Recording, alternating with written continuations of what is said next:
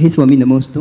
महाराज जी, षोडश कारण भावनाओं में जो तृतीय भावना है शील व्रतेश बिनातिचार, और उत्तम 10 लक्षण धर्म में जो 10वां धर्म है उत्तम ब्रह्मचर्य धर्म, इन दोनों में क्या अंतर है? और महाराज जी, जब आज के समय में मतलब चारों तरफ विषय भोग उपलब्ध रहते हैं, वैसे भोग की सामग्री, तो हम युवा अपनी उस ऊर्जा को कुशील पाप से बचा के संयम मजबूत करने में कैसे लगाएं? महाराज जी मार्गदर्शन प्रदान कीजिए। नमस्कार। बहुत अच्छा सवाल किया।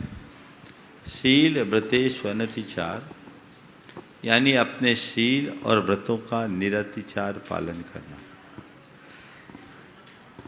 व्रत जो हम पापों को त्यागते हैं और व्रतों की रक्षा के लिए जो कुछ भी उपाय होते हैं उसको शील बोलते हैं।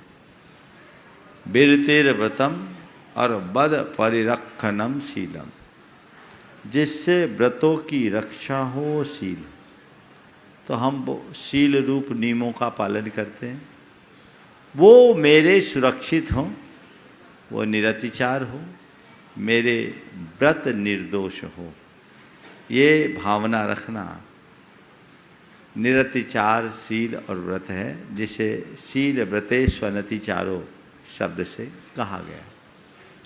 और ब्रह्मचर्य व्रत शील रूप व्रत के पालन के लिए है। वहाँ शील व्रत के रूप में ब्रह्मचर्य व्रत को कहा जाता है।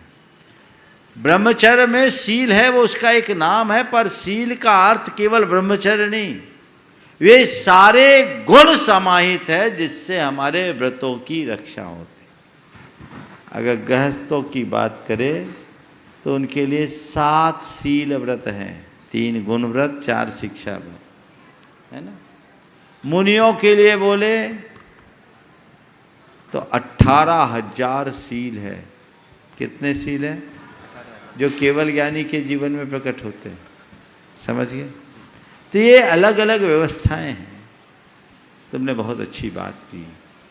आज की इस चकाचौंध की दुनिया में हम अपने शील व्रतों का पालन कैसे करें?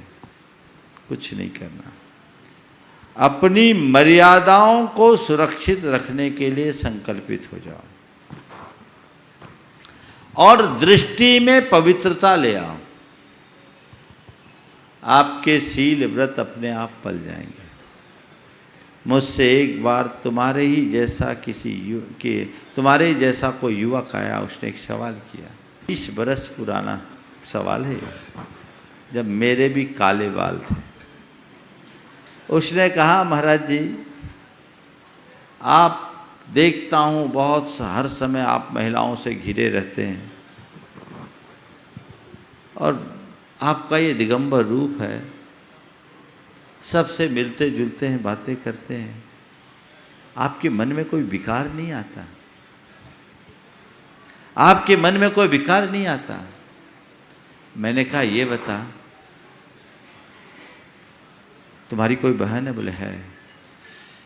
माँ है? बोले है। मैंने कहा, जब तुम अपनी माँ या बहन से कभी अकेले में मिलते हो? मिलता हूँ।